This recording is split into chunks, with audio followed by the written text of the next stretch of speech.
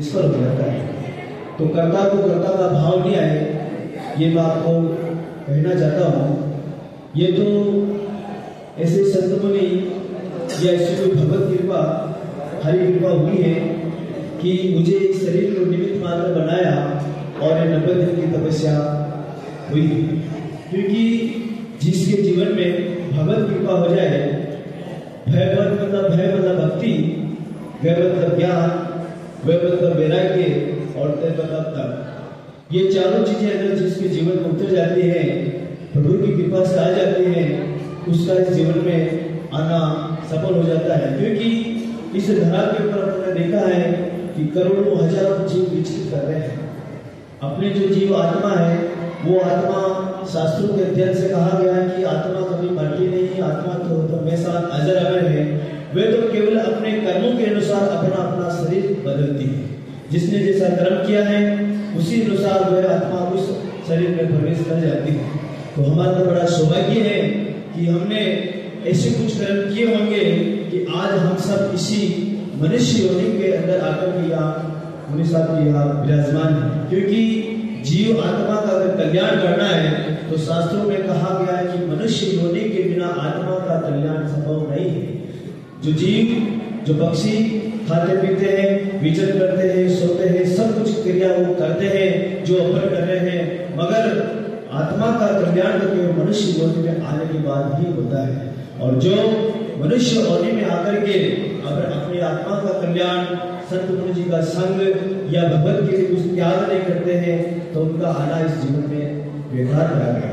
तो मेरे ऊपर भगवत कृपा, संत मुनि कृपा ऐसी कोई हुई होगी कि ये 90 दिन की तपस्या हुई है। मैं सबको विदित कराना चाहता हूँ साथियों कि ये जो मार्ग है तपस्या का, साधना का, भक्ति का मार्ग है, बड़ा लचीला मार्ग है। और इस लचीले मार्ग पे चलने के लिए खुद को पहले लचीला बनना पड़ता है। जो अकड़ करके, जो अपना स्वाभिमान करके कि मैं तो ऐसा हूँ और ऐसा समझ करके इस भक्ति मार्ग पर चलता है, वो कभी सफल नहीं होता है। ये मार्ग तो बड़ा ही लचीला है। तो अपने मन से धन, मद, अहंकार सबको त्याग करके इस मार्ग में जो चलता है वही जो इस मार्ग को सफल पार कर सकता है। क्योंकि महावीर स्वामी ने कहा है कि जो मेरा मेरा करेगा वो मर जाएगा और जो तेरा तेरा करेगा वो तर जाएगा। जिसने मेरा मेरा ही किया कि ये मेरा है, मेरा है, मेरा है, इस जीवन में आकर के जो मेरा मेरा कर गया उसको तो एक दिन मर करके वापस उसी जगह जाना है। और वो कह दे कि ये मेरा नहीं, ये तो प्रभु का किया हुआ है, मुझे तो केवल माध्यम बनाया है, वो इस एक दिन वो अवश्य ही तर जाएगा। तो हमें सबको ज्यादा समय लूंगा नहीं, तो कहूंगा कि ऐसी कृपा हम सब पर बनी रहे। प्रभु की कृपा कब कब किस पर हो जाए कुछ कहा नहीं।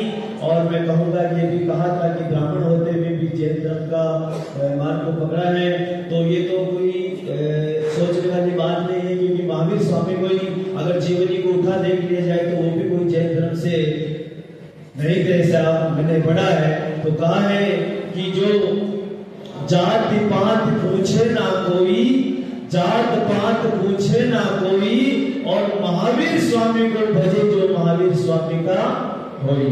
तो ऐसा बंधु कुछ भी नहीं है कि जैन धर्म होकर के ही जैन धर्म का पालन किया जाए।